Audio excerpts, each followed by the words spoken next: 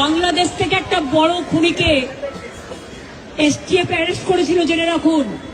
যা নিয়ে বাংলাদেশে অনেক রেভুলেশন হয়েছিল।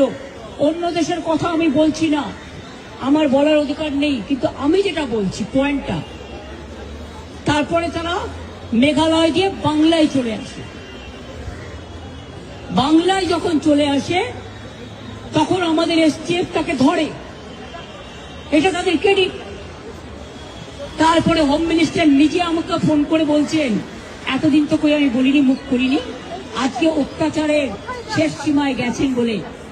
কারণ এটা জানে, আমি এখনো নামটা বলছি না ভদ্রতা করে, বাংলাদেশের লোক উত্তাল হয়ে যাবে। আমি সেটা চাই না, আমি দেশকে ভালোবাসি। না বলবো না দেশের স্বার্থে। কি বললেন? थोड़ा आपको बंगाल पुलिस को बोल दो ये बात बाहर में नहीं कहने के लिए,